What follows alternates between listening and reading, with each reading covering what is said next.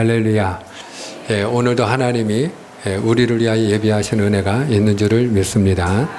오늘 말씀 우리가 1절 오늘 말씀 우리가 1절을 한번 같이 읽기 원합니다. 시작. 이에 사무엘이 기름병을 가져다가 사울의 머리에 붓고 입맞추며 이르되 여호와께서 내게 기름을 부으사 그의 기업의 지도자로 삼지 아니하셨느냐. 아멘. 오늘 1절 말씀을 보니까 사무엘 선지자가 사울에게 기름을 부어서 이제 그를 구별하는 것을 우리가 알 수 있습니다. 자, 그런데 오늘 사무엘 선지자가 분명히 그 기름병에 기름을 부어서 그 사울의 머리에 그 기름을 거룩하게 부음으로 그를 구별하여 지도자로 세우고 있습니다. 그런데 사무엘 선지자가 자신이 기름을 부으면서 누가 지금 기름을 부으셨다고 이야기합니까?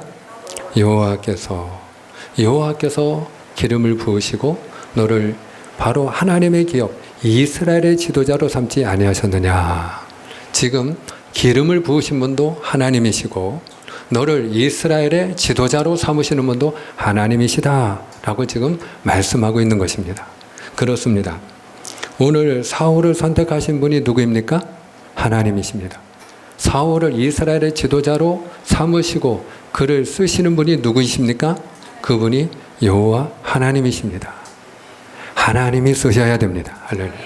그런데 하나님께서 지금 사울을 이스라엘의 지도자로 삼으시는데 하나님이 그를 이스라엘의 왕으로 세우실 때는 하나님이 그를 택하시고 하나님이 그를 삼으실 만한 이유가 있었다 하는 것을 우리가 보게 되는 것이에요. 성경에 보면 하나님은 토기장이고 우리는 그릇에 비유하는 것을 우리가 알 수 있어요. 자, 그런데 토기장이가 그릇의 주인 아닙니까? 그런데 그 토기장이가 그릇을 자기 주권을 가지고 자기 권한을 가지고 큰 그릇을 만들 수도 있고 작은 그릇을 만들 수도 있습니다만은 중요한 것은 그 주인이 큰 그릇이든 작은 그릇이든 어떤 그릇을 사용할까요? 깨끗한 그릇입니다. 그 그릇이 더러우면 그 주인의 마음에 들지 않으면 그러면 그릇을 사용하지 않습니다.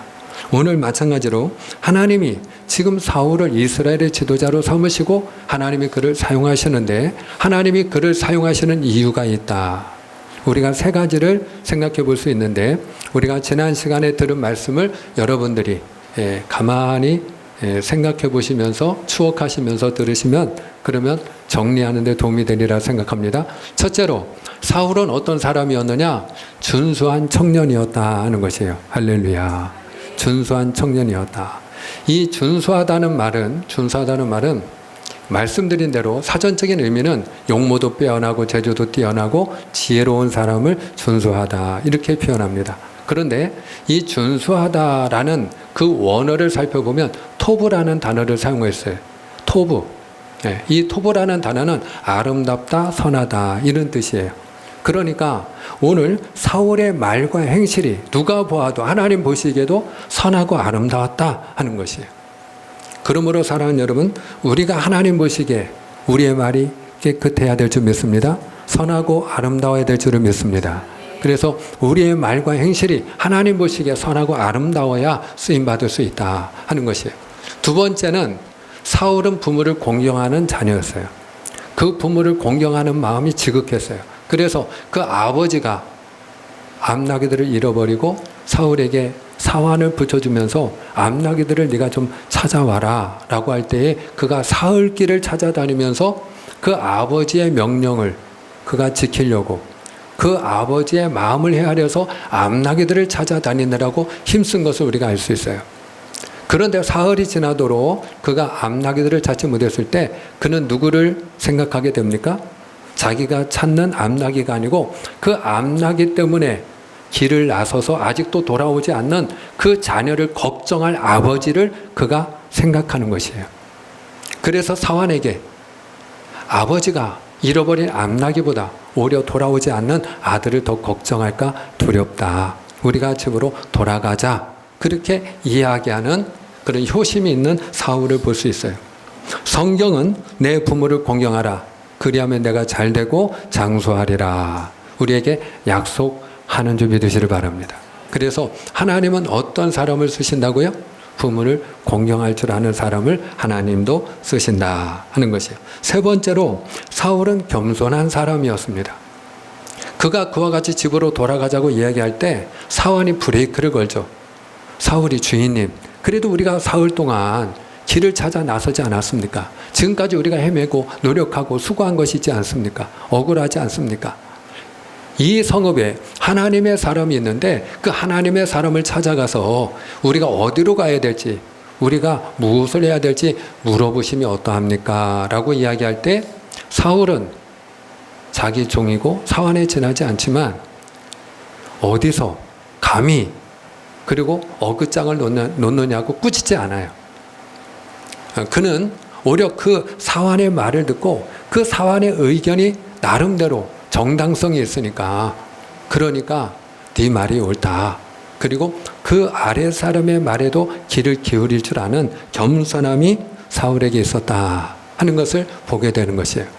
뿐만 아니라 그 사울이 하나님의 사람 사무엘 선지자를 만났을 때 사무엘 선지자가 그를 높이 평가합니다. 온 이스라엘이 사모하는 그 사람이 누구냐? 바로 너와 너의 온 집이 아니더냐?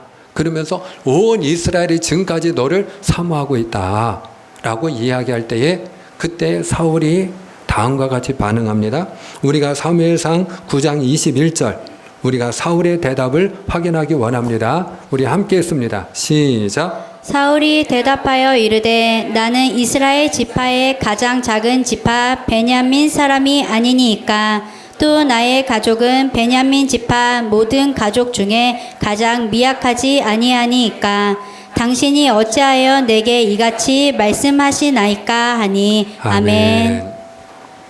지금 사무엘 선지자가 그를 높이 평가하면서 온 이스라엘이 너와 너의 온 집을 사모하고 있느니라, 지금까지 너를 기다렸느니라 이렇게 이야기할 때에 사울이라는 이 청년은 겸손하게 이스라엘 12지파 가운데 가장 작은 지파가 베냐민 지파가 아닙니까? 이 사울이 어느 지파에 속한 사람이요? 바로 이 베냐민 지파에 속한 사람이거든요. 내가 속한 지파가 가장 작은 지파가 아닙니까?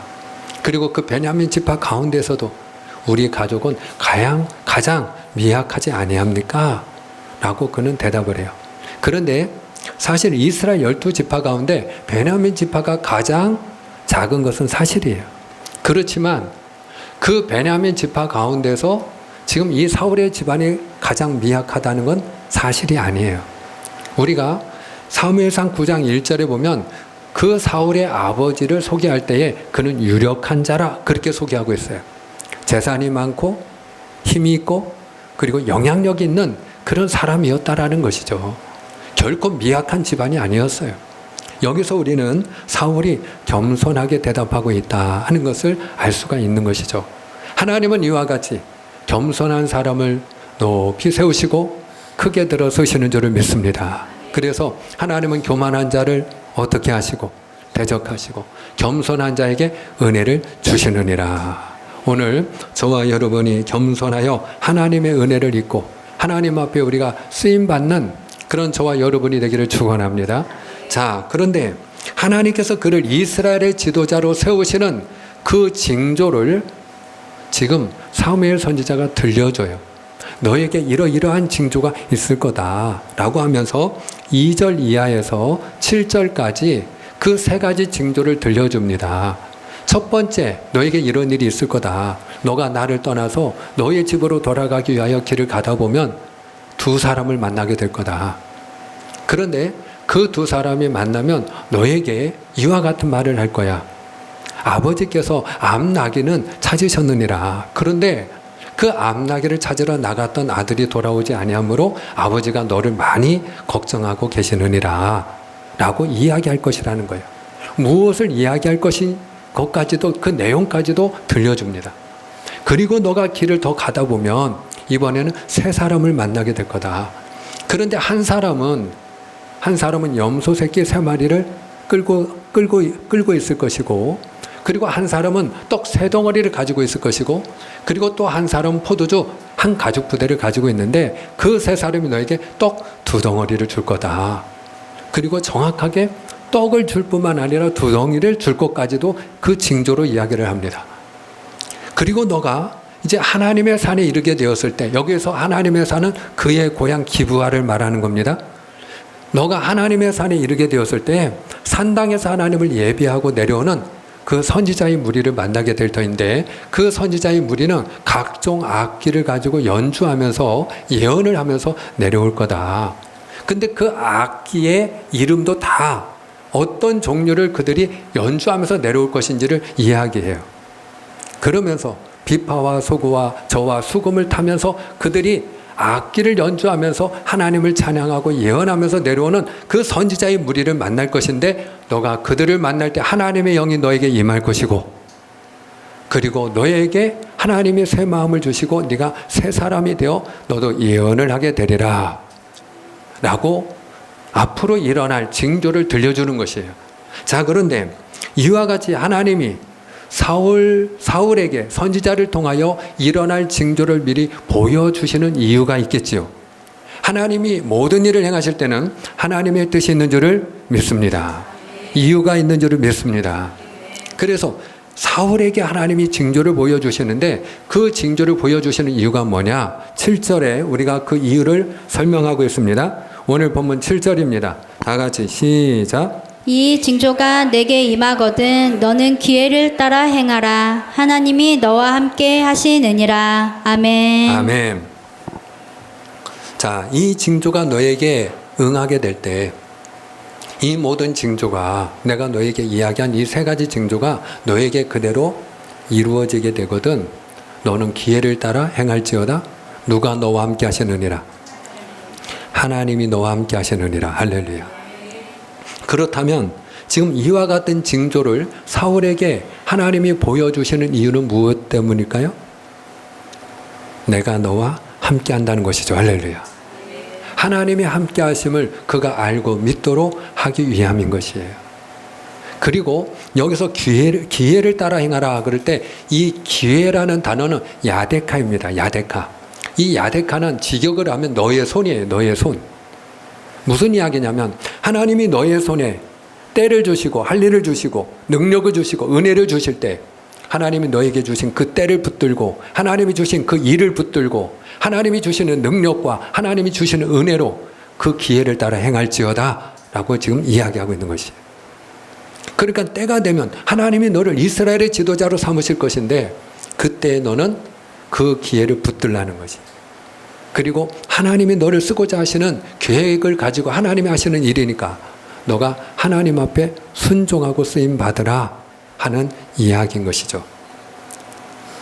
사랑하는 여러분, 하나님이 오늘 우리와 함께하는 줄을 믿습니다. 하나님이 오늘 우리를 인도하여 주시는 줄을 믿습니다. 그래서 하나님이 우리를 통해 일하고자 하실 때, 하나님이 우리를 인도해 가실 때, 하나님께서 우리와 함께 하시는 하나의 징조를 하나님은 보여주신다 하는 것이에요. 우리가 실제적으로도 모세의 경우에 하나님이 모세를 하나님이 애굽의 바로왕에게 보내시죠. 모세야 모세야, 너는 바로에게 가서 내 백성을 그 바로의 손에서 구원할지어다. 그리고 하나님이 모세를 보내셔요. 자, 그런데 모세는 열등감이 심했고요, 두려움이 많았어요. 나는 입이 뻣뻣하고 혀가 둔한 자인데요, 나는 무엇을 말할 줄도 모르는데요. 그리고 그는 도망자의 삶을 40년 동안 살았어요. 그 바로 앞에 가는 것은 죽으러 가는 거나 다름이 없어요. 도살장으로 끌려가는 거나 다름이 없어요. 그래서 두려워서 나는 못합니다 라고 이야기할 때 하나님이 그에게 징조를 보여주죠. 하나님이 그에게 징조를 보여주죠. 내 손에 있는 것이 무엇이냐? 예, 지팡이입니다. 그것을 던질지어다. 지팡이를 던지니까 뱀이 됩니다. 그 꼬리를 네가 붙들지어다. 꼬리를 붙드니까 다시 지팡이가 됩니다. 하나님이 그때 말씀하십니다. 모세야, 갈지어다. 내가 너와 함께 하리라. 하나님이 모세와 함께 하시는 하나의 징조로서 하나님이 보여주셨던 것이죠. 하나님이 그에게 일을 맡기실 때 내가 너를 통하 이 일을 이루리라 하는 것을 하나의 징조로 보여주신 것이죠. 우리가 기드온이라는 사사를 잘 알고 있습니다. 그 기드온도 겁이 많은 사람이었어요.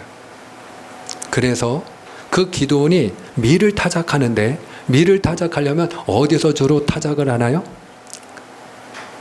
넓은 마당이나 밭에서 타작을 하죠. 그런데 그 당시에 이 기드온이 살던 그 시대에는 누가 와서 이 이스라엘을 날마다 괴롭히고 약탈을 해가고 해를 가했는가 하면 미디안 사람들이 수시로 와서 타작을 하면 그러면 그 추수한 모든 것을 타작해 놓은 모든 곡식을 다 빼앗아 가는 것이에요.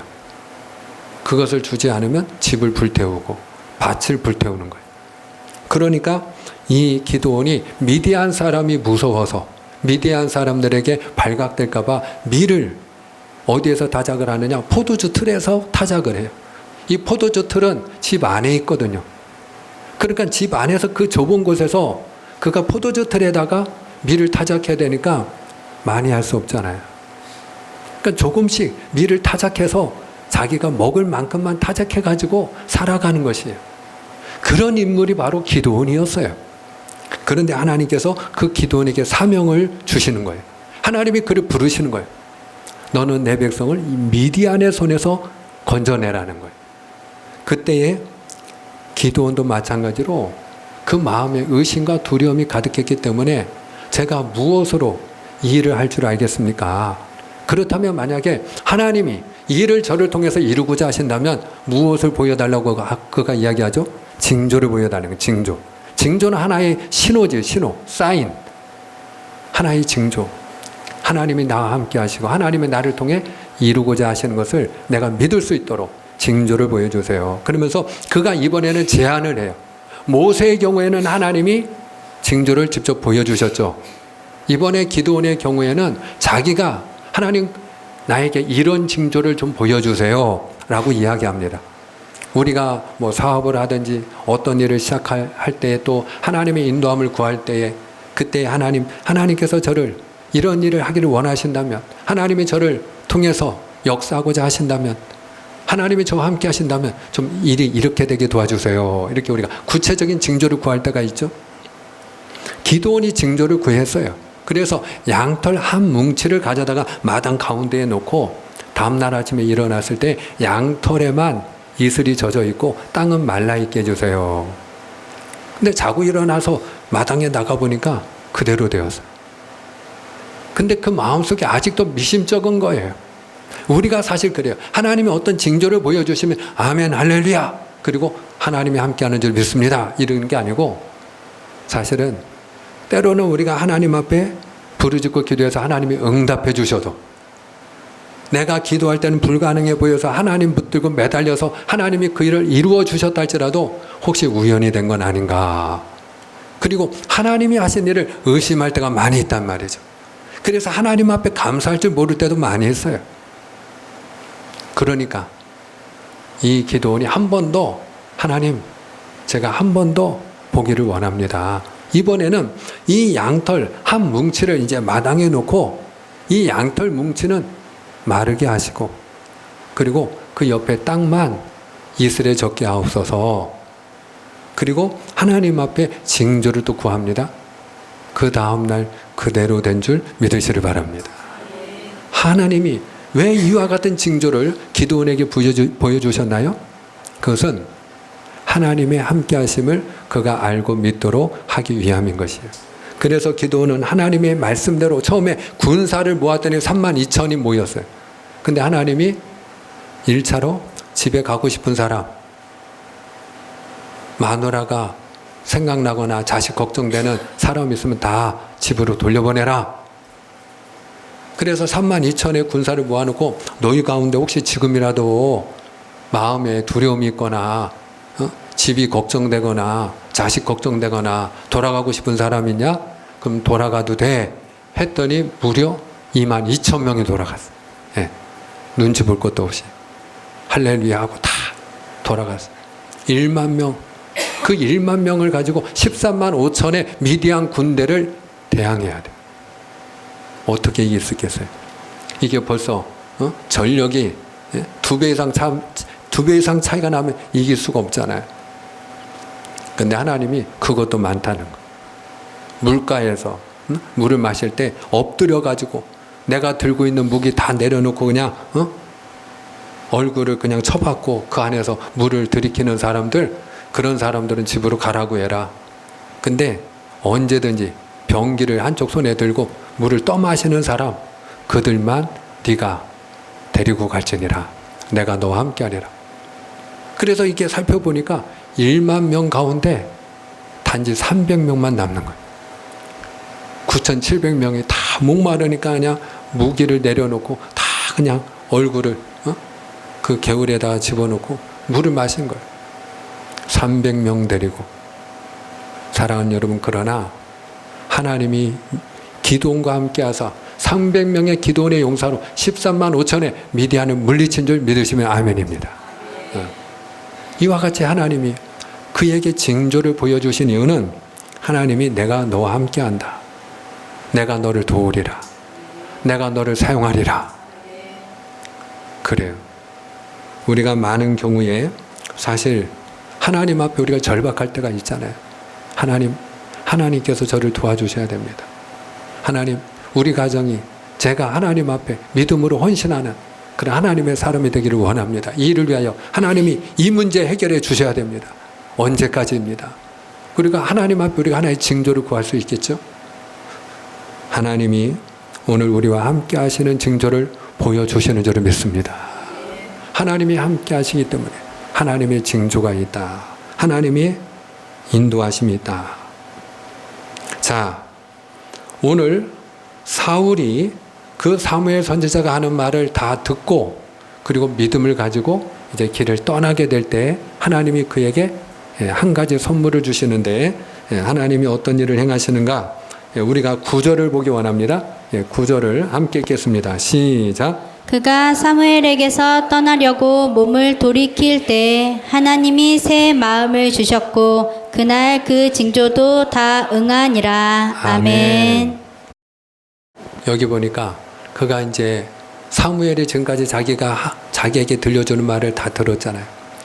너가 처음에 두 사람을 만날 때 이런 일이 있을 거고, 좀 더 가다가 세 사람을 만나면 네가 떡 2덩이를 얻을 거고, 그리고 너가 더 가다가 하나님의 산에 이르게 되면 선지자의 무리를 만날 터인데 너에게 영이 임할 것이고 네가 예언을 하고 너가 새 사람이 될 거다 라는 그 예언을 들었을 때 그가 믿음을 가지고 이제 집으로 돌아가게 되는 것이에요. 자, 그런데 이 사울이 믿고 몸을 돌이킬 때에 여호와 하나님이 그에게 무엇을 주셨더라? 새 마음을 주셨더라. 할렐루야. 따라합시다. 하나님이 새 마음을 주십니다. 사랑하는 여러분, 사람이 잘 바뀌나요? 안 바뀌나요? 예. 우리가 부부간에 평생을 살면 한 10년 지나서 좀 바뀌고 20년 지나면 또 바뀌고 30년 지나면 또 바뀌고 그렇게 오래 살아보니까 바뀌던가요? 아니면 안 바뀌던가요? 예. 여러분, 그래서 우리가 누군가에게 이제 좀 바깥분은 좀 어떻게 바뀌셨나요? 그러면 그대로지요 이렇게 대답하는 경우가 많이 있죠. 사실은 상대방뿐만 아니라 우리 자신도 잘 안 바뀌어요. 사람이 바뀌는 게 쉬운 일이 아니에요. 사람이 참 잘 안 바뀌어요. 우리 아이들도 마찬가지죠. 부모는 우리 아이가 좀 이런 아이로 바뀌었으면 좋겠는데 잘 안 바뀌죠. 쉽게 안 바뀌어요.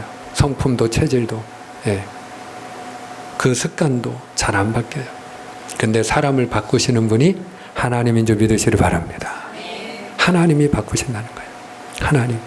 왜? 하나님이 쓰시고자, 하나님이 지금 이 사울을 쓰기 위해서 하나님이 그를 쓰시고자 하나님이 그를 바꾸시는 거예요. 그래서 하나님이 사울에게 새 마음을 주셨는데 그 증거로다가 어떤 일들이 일어났는가 하면은요, 사울이 이 사무엘 선지자가 한 말대로 선지자의 무리를 만날 때 그가 성령을 받아요. 그리고 예언을 하기 시작합니다. 예언을 하기 시작했다는 것은 무슨 말인가 하면은 하나님의 사람이었던 선지자 사무엘이 하나님의 말씀을 선포할 때 그걸 예언한다고 그래요. 그 민족에 대하여 하나님의 뜻이 무엇이고 이 백성을 향한 하나님의 계획이 무엇이고 하나님이 우리에게 무엇을 원하시는지 그 하나님의 뜻을 선포하는 것이 예언이에요. 한마디로 이 사울이 그동안에는 내가 이제 아버지의 가업을 이어서 내가 어떻게 하면 잘 먹고 잘 살까? 이게 그의 관심이에요. 내가 무엇을 하면서 살까? 이게 그의 관심이에요. 그런데 먹고 사는 게 전부였던 그 사울이 이제는 자기 민족의 미래를 걱정하고 자기 백성을 위해서 하나님께서 우리에게 무엇을 원하시는지 그 하나님이 원하시는 하나님의 뜻을 선포하는 자가 되는 거예요. 자, 그랬을 때에 어느 날 갑자기 변한 그 사울을 보면서 그냥 내가 앞으로 무슨 일 하면 좋을까요? 이렇게 말하자면 오늘날을 말하면 일자리 구하는 게 힘들어서 취업 걱정해야 될 청년이 민족의 미래를 걱정하는 청년으로 바뀐 거예요. 그랬을 때에 여러분, 그를 모든 사람이 좋게 본 게 아니에요. 어떤 사람들은 그를 비아냥대면서 너가 언제부터 선지자였냐? 너도 선지자 중에 하나였냐? 그러면서 그가 민족의 미래를 걱정하고 하나님의 말씀을 전할 때에 그를 비웃는 무리들이 생겨납니다. 뿐만 아닙니다. 하나님의 사람 사무엘 선지자가 미스바의 온 백성을 모아요. 그리고 그가 그 백성에게 선포합니다. 너희를 애굽 땅에서 인도하여 내시고 너희의 왕이 되신 하나님을 너희가 저버리고 이제는 너희 위에 왕을 세워달라 하는도다. 그러므로 너희는 각 지파별로 1000명씩 앞으로 나올지어다. 그래서 각 지파의 가문을 대표하는 그런 사람들이 1000명씩 나온 거예요. 그래서 그 12지파로 하여금 제비를 뽑게 하는데 그 제비를 뽑기를 했을 때 베냐민 지파가 제비를 뽑아요. 그리고 그 베냐민 지파 가운데서도 사울이 속한 그 마드리의 가족이 뽑히게 돼요. 그리고 그 마드리의 가족 가운데서도 제비를 뽑았는데 누가 뽑혔느냐? 사울이 뽑힌 거예요. 사울이. 그래서 하나님의 사람 사무엘 선지자가 그 모든 백성이 보는 데서 그 사울을 앞으로 나오게 하고 사울을 세워놓고 하나님이 세운 이 사람을 볼지어다 이스라엘 가운데 이와 같이 짝할 만한 사람이 없느니라. 그리고 이 사람이 너희를 위하여 앞으로 나라를 지도할 너희의 왕이다 라고 선포하게 됩니다. 자, 그런데 그 말을 듣고 백성들 가운데 많은 백성들이 만세를 외치는데 모든 백성이 다 만세만 외쳤을까요? 싫어하는 사람은 없었을까요? 자, 비난하는 사람 없었을까요? 중요한 것은 그 사울을 못마땅하게 여기고 사울을 멸시하는 사람도 있었는데 사울이 그들에 대해서 어떻게 반응했느냐 우리가 확인합니다. 자, 10장 27절입니다.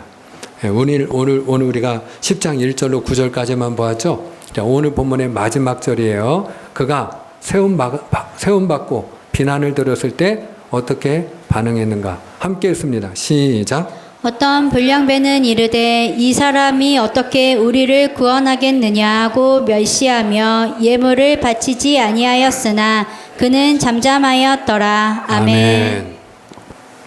이 사람이 우리를 구원한다고? 이 사람이 우리를 블레셋 사람에서 구원할 수 있는 사람이라고?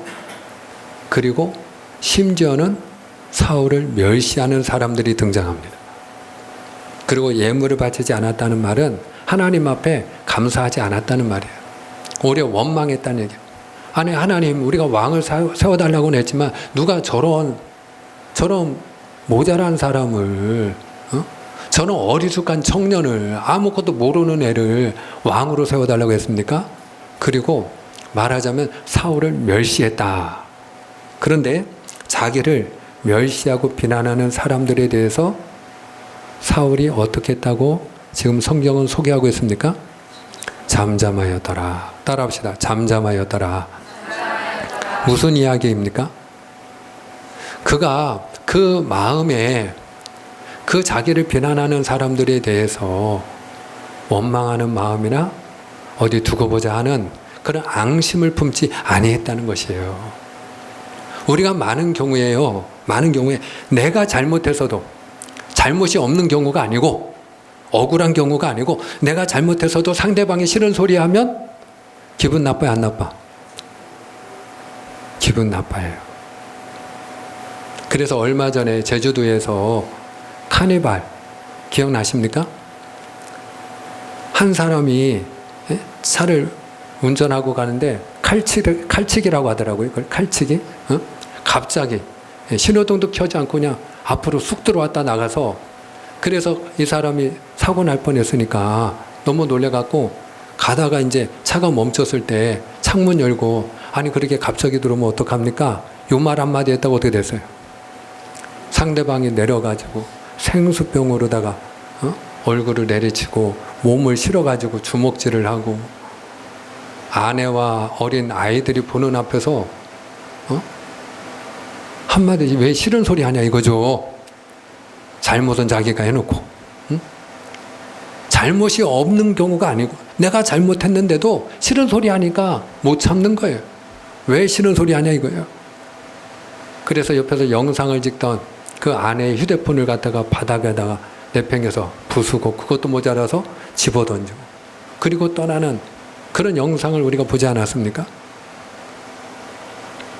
많은 사람들이요, 내가 좀 더 힘있고 상대방이 약해 보이면요, 상대방이 싫은 소리 하는 걸 못 참는 거예요. 그런데 지금 사울은 이스라엘의 이제 왕이 되는 거예요. 이제는 왕의 시대가 열리는 거예요. 왕의 말 한마디에 죽고 사는 시대가 열리는 거예요. 사울이 얼마든지 마음에 앙심을 품고, 너희들이 나를 멸시해? 그래 한번 보자. 그리고 마음에 원한을 품었다면 여러분, 그 사람들 얼마든지 해할 수가 있는 그런 권세를 그가 틀어지게 된 거예요. 그럼에도 불구하고 잠잠하였더라 하는 것은 무슨 이야기? 그래, 나를 환영하고 축복하고 만세를 외치는 사람들도 있지만 당연히 내가 미운 사람도 있고 못마땅한 사람도 있고, 그리고 나를 멸시하는 사람도 있을 수 있지. 한마디로 그럴 수 있지. 그리고 그냥 품는 거예요. 다 나를 좋아할 수 있나? 나를 싫어하는 사람도 있을 수 있지. 뒷담화하는 사람도 있을 수 있지. 대통령도 뒤돌아서면 욕 먹는데 내가 뭐라고? 나도 욕 먹을 수 있는 거지. 그리고 어떻게 했다는 거예요? 품었다는 거예요. 품었다는 거예요. 어떻게 사울이 이런 사람이 될 수 있었을까요? 단서는 한 가지. 하나님의 영이 임하고 하나님이 새 마음을 주셨기 때문인 줄 믿습니다. 그래서 성령을 받고 하나님의 은혜를 입은 사람들이 보면 어떻게 합니까? 다 품어요. 성령 받기 전에, 거듭나기 전에, 은혜 받기 전에는 못 참아. 누가 한마디만 나에 대해서 싫은 소리를 뒷담화를 해도 잠을 못 이뤄. 그날 밤은 꼬박 새는 거예요. 네가 감히 나한테 그렇게 뒷담화를 해? 얼마 전에는 한 남자애가 여자친구를, 자고 있는 애를 때려 죽였어. 그리고 왜 죽였냐? 경찰이 조사해 보니까 그 여자애가 자는 동안에 그 여자의 말하자면 카톡을 봤는데, 그 카톡에 자기를 비난하는, 친구하고 자기에 대해서 말하자면 그런 어떤 비난하는 말이 쓰여 있는 걸 본 거예요. 그러니까 그냥 자는 애를 죽였어. 네가 나를 뒤에서 감히 욕해? 그리고 여러분, 사실은 그런 극단적인 경우뿐만 아니라 우리가 하나님의 영으로 충만하지 않고 은혜 받지 않으면요, 누가 나한테 싫은 소리 한마디 했다, 뒷담화했다, 못 견디는 거예요. 잠을 못 이루는 거예요. 밥이 안 넘어가는 거예요. 네가 뭔데 그러고. 우리가 모세를 기억하죠? 모세가 혈기가 왕성할 때는 어떻게 했어요? 애굽 사람이 자기 동족을 괴롭히는 걸 보고 이게 어디서, 그리고 어떻게 했어요? 돌로 때려 죽였어.